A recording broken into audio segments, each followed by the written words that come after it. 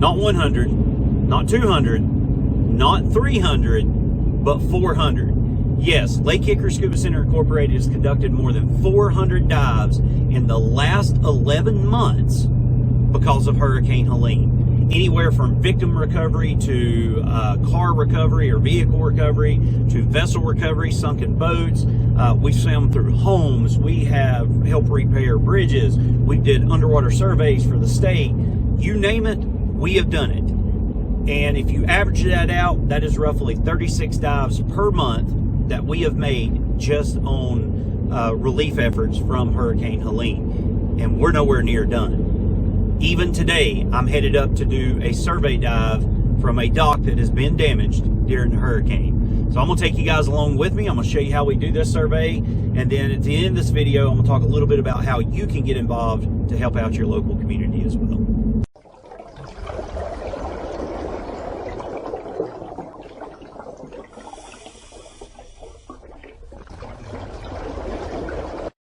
What's up, guys? It's Brian again from Lake Hickory Scuba and Marina. If you are new to our channel, do me a huge favor. Hit this little subscribe button over here and ding that little bell as well. That way you guys are going to be notified every time we upload new content. Now, I'm headed out to do another underwater dock survey. This is something we've done a ton of since Hurricane Helene devastated our area. And this is something we do literally daily. We have an 8-member dive team that's a salvage and public safety dive team here. And we are so spread thin right now on doing recovery works, doing body recoveries, doing vehicle recoveries, boat recoveries, doing surveys, doing repairs, doing, you name it, we do it.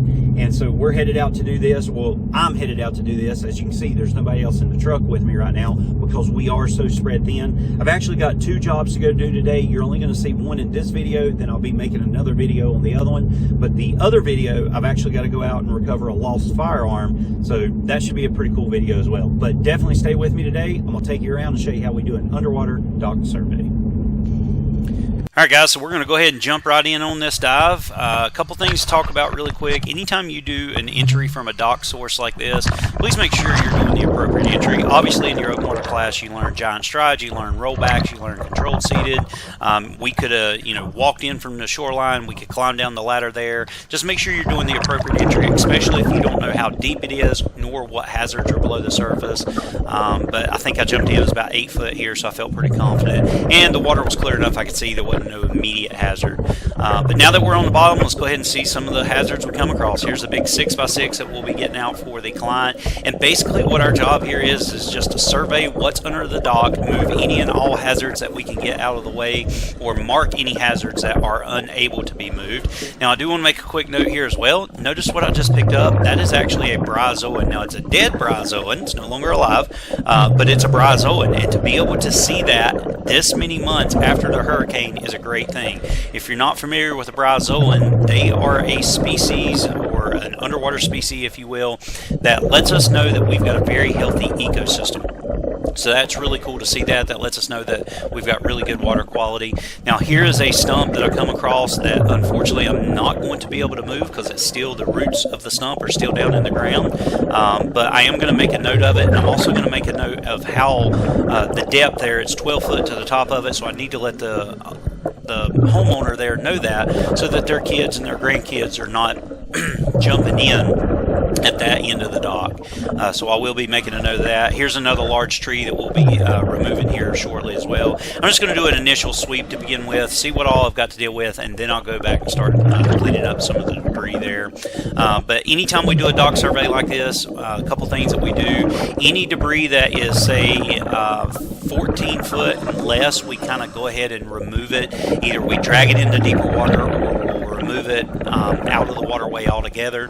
If we do find debris and it's 15 foot or deeper, then typically we will leave it. And we kind of base that off of how deep can someone actually dive in. So if they're diving in head first, is it going to be a risk for them to hit? 15 feet tends to be the depth where you're not really going to hit the bottom. Now this large stump right here is pretty cool. I am going to be removing this stump. This stump is not connected to the bottom. It's actually free. It washed in from the hurricane during the flood waters and things like that. So I'm going to go ahead and pick it up and move it.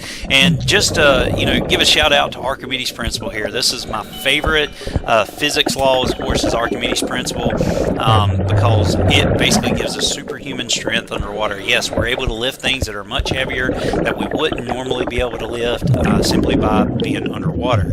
Now, if you're not familiar with Archimedes' principle, if you remember back from your open water course, any object placed in the water is automatically going to be buoyed up or lifted up by the equal amount of the weight of the water that it displaces, and that's why I'm able to pick up this big stump in the water. Now, I'm actually not going to be pulling it out, but what I am going to do is swim downstream and go ahead and move this thing out of the way of the dock system altogether. So we're going to push it downstream. Hopefully the current will take it, push it on out in the channel, and the homeowner won't actually have to deal with it. Now, I don't know if you caught it as I was bringing the stump up. I did come across a large piece of sheet metal. I'm going to go on back down once I get this stump out of the way and retrieve that sheet metal as well and get that out, because that sheet metal is only in about 6 foot of water, and if I jump in 6 foot of water, I can very easily touch bottom there. So I don't want any kids jumping in, playing there, cutting their feet on it, things like that. So as soon as I get this stump out of the way, I'll go ahead and descend back down and get that sheet metal out of the way. But I'm probably far enough away from the dock here, so I'm just going to kind of toss it aside, let the current catch it, and take it on downstream. Now, the good thing about this stump, it will not float here at the surface. It is still negatively buoyant because it's basically waterlogged, no pun intended, but it is waterlogged, so it is going to sink. So as soon as I push it aside, it's literally just going to sink right back down to the bottom, and of course it is downstream from where the dock source is. Now I'm going to go back and I'm going to retrieve that large piece of sheet metal that I came across and get it out of the waterway. As you can see, I'm not very deep at all. There's plenty of ambient light coming in, so I'm probably only about 5 feet here. But I'm going to go ahead and pull this piece of sheet metal up, and the homeowners actually requested that I hand it up to them, so some of this debris they're actually going to be getting out of the waterway for us, and then some of the debris will just either swim on down to deeper water or we'll swim it out downstream to where it'll just wash on down. But I'm going to go ahead and take this one here and hand it up and let the homeowner get it out, and that way we can just kind of clean up the area for them. And there's a tree that's floating right there to my left as well, so I think I'm going to go ahead and swim it downstream too. So I'm just going to grab onto it, and thankfully, even though it's a big long tree, it's probably 15-20 foot tall, I'm just going to drag it. It's really, a small tree. This was not something that was under their dock or, something that was there originally. This is basically just something that has washed in from the floodwaters. So we're going to go ahead and move it out of the way as well. And once again, just swimming it downstream. I'm going to let the current take a hold of it, and it can float on downstream. Anything that, once again, that's floating like that kind of floated in, we're just going to let it float back out. So it's not a big deal whether we get it out or we just let it float. But once that's done, I'm going to go ahead and go back under, see what other hazards we come across. Now, this tree here is actually very troublesome because I'm only in about, if I had to guess, maybe 9 feet of water here. And this tree is very large. It still has a stump. This was one that actually broke away from land, drifted downstream, and part of this is extruded up to the surface as well. So I'm going to get it unlodged here, and thankfully, once again, thanks to Archimedes' principle, I can actually move it underwater by hand without using a lift bag or anything. But I'm going to unlodge it from the pole, the dock pole there, and I'm just going to start rolling it. That's about the only way I can move it. And you'll notice every so often I'm going to be checking my depth. And so I'm swimming actually away from the dock now, out into the channel, and I'm just rolling it. And as I'm checking my depth, I'm looking for that 15-foot mark, and not 15 foot of bottom depth, but 15 foot to the top of where this debris was. So there you notice I just checked it, and I'm just going to keep swimming it out until I can get it deep enough, and then I'll give it one final push, and that way I can verify that the top of this tree, if you will, the roots or whatever part of the tree it is, I can make sure that it's at least 15 foot or deeper and that there's not going to be any risk of a kid jumping in, hitting their head on it, or somebody getting entangled in it if they're just swimming around, stuff like that. So yeah, here I'm up on top here at about 9 feet of water. Of course, it's a lot deeper below me, so we're going to go ahead and push that away. Now we're going to go back up to the front of the dock again, and we are going to go ahead and start removing a little bit more debris just to clean up the area for them. Now this is a piece of siding that came off the side of the dock, so on the what would be, I guess, the back of their dock. They've got a little storage shed that was constructed, and this was a piece of siding that blew off, and they actually want it back. So once I get this tree out of the way, or this log out of the way, I will go ahead and go back down there and get that piece of siding up as well. And like I said, they've kind of requested to get it back because they're wanting to reinstall it without having to go out and buy more siding. Simple little cleanup job with a brush and a water hose. It'd be very easy to clean that up, and they can remount it back to the shed there on their dock. And it looks like it's been in there for quite a while. Hurricane actually hit in September of last year, so all this has just kind of been blown off their dock. But I'm going ahead and stick it back up on the dock, and then I think I'll make one more sweep, get a couple more pieces of debris out, and then I'm actually going to be inspecting the bottom of the dock, all those black floats that you see right there, and I'm also going to be inspecting the lift floats and the lift itself. So they have two boat lifts here because they have two vessels, and those lifts obviously raise and lower the boat. I'm going to be inspecting them for any damage as well. So let's go ahead and get the rest of this debris out of the way here, and then I'll show you really quick what we're looking at.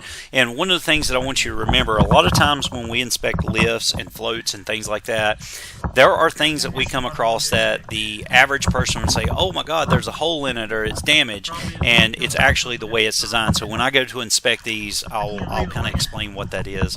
But yeah, we're going to get some of this debris just kind of brushed up on shore, and then of course they can pull it out of the waterway and properly dispose of it. Now we are going to go ahead and jump over to the dock inspection itself, and all I'm looking at is the floats. I'm looking to see if any bolts are ripped out of them. I'm checking the lift tanks from the boat lifts and things like that. I'll be checking all the brackets and the frame of the boat lift itself, just looking for any damage. I'm just running my hand across of it and see if there's any damage. Now, one thing that I mentioned earlier that you can see, there are holes in the bottom of these lift tanks, and that is normal. That is not damage. It's not something that was caused by the hurricane.